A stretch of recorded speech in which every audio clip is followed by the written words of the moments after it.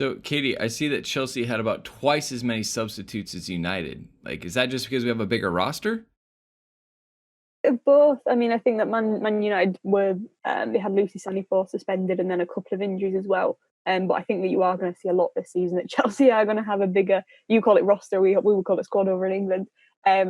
Far bigger squad than a lot of teams because you did have, I think, Birmingham field Jamie Lee Napier, the Chelsea loanee, who'd only signed for them earlier that day, starting for them because their squad is so shallow. So I think it's a real problem that we have with the women's game in general over here. All right. Well, it's something to keep paying attention to. I think obviously we all know that Emma Hayes is really looking for the UCL and for the Champions League glory, and having a bigger squad will help with that. From a stats line, just some high level stuff. Chelsea was 16 shots, United's 11, 5 on target to their 3. We had 48% possession. We had 5 fouls, their 8. They had 2 cautions.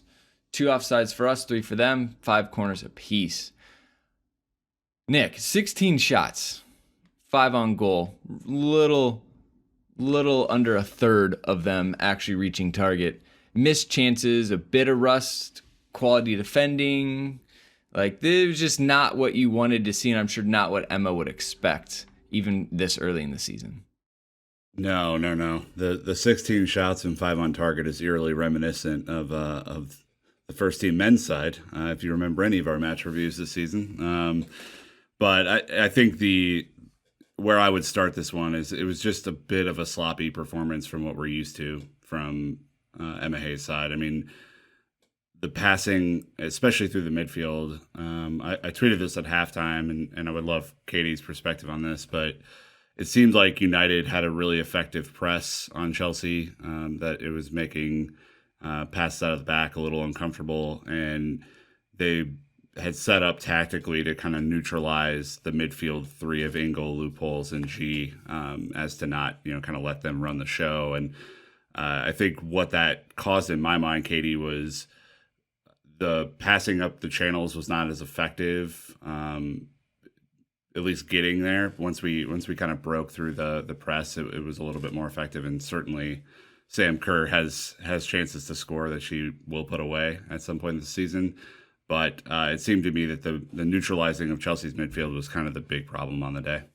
Yeah, I think so. I think that's fair. And I think the better Chelsea performances that we've seen from them this season and last were the ones where Sophie Ingle and G were really able to make a difference. And I think that's where they kind of met their match a little bit, particularly in the second half with Jackie Groningen coming on, who's the Netherlands midfielder, who's really the kind of one of United's star players. And Ona Battle, who was obviously the fullback, who was up against Kirby and Mielder in the first half and sort of didn't get a look in, and then reverted to giving as good as she got in the second half, and was a real difficult kind of proposition for Mielder. So I think that them coming out tactically, attempting to not only nullify Chelsea, but having a game plan that then gave them the platform to really exploit those same areas that they'd sort of were starting to one up Chelsea, and if you like, really was kind of the key for their second half success. Dan, I know from your kind of perspective, we've seen that I've drawn loose comparisons that Emma is building her team the same way Frank is. A lot of firepower. We're focusing on attack. We're going to just bury teams. And I think part of that is when you're able to start with Sam Kerr, widely regarded as one of the best strikers in the world, Guritin, who came with a huge profile. We all at Chelsea know Fran Kirby and love her for everything she's done. But then on the bench, you have Bethany England, player of the season, Erin Cuthbert, Pernilla Harder. Like, just those 3 names without even continuing down, it's like you can chop and change. And I think that she was able to make like-for-like subs, and I think we're seeing that this is the system, this is the mold they want to play.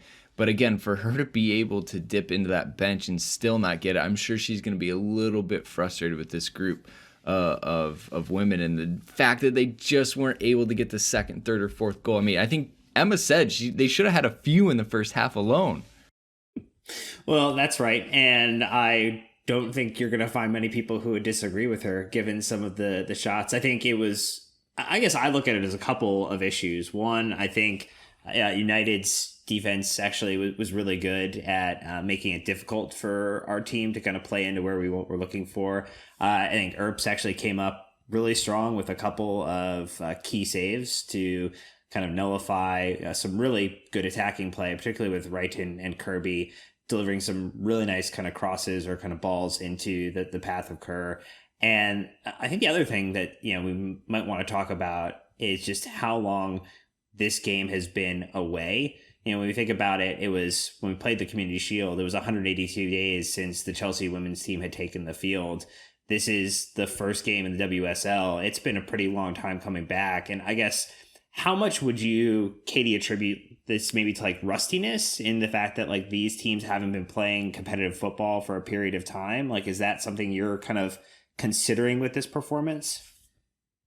Yeah, and I mean, Anna Hayes very much said the same thing, and it was kind of a universal sentiment among all of the managers this weekend. I mean, Gareth Taylor, the Manchester City manager, said the same thing, and Gemma Davis, the Aston Villa manager, who was obviously City's opponents that weekend. And it's sort of a fairly common theme that we're seeing come up again. And I think you saw it with even in the men's game in Project Restart, that those first few games, because we had football on television that every single day, and people were saying, "Oh gosh, I don't remember it being this kind of slow," and it just felt a little bit different. You've got, remember, women's football, Lady would particularly have a very vocal crowd and quite an intimate. There's a lot smaller venues, and the crowd, when they get going, can really feel like they're on top of you, and it can be a very partisan, fiery atmosphere, and that element is missing as well. So I think that there are a few things that they're sort of adjusting to, not only being back, but how are they playing in these arenas that are very different behind closed doors without crowds. I think there are a few little things off the field that probably may be a little bit more disconcerting for players. So I think that there are going to be a few teething issues as we get back into sort of a full program of fixtures and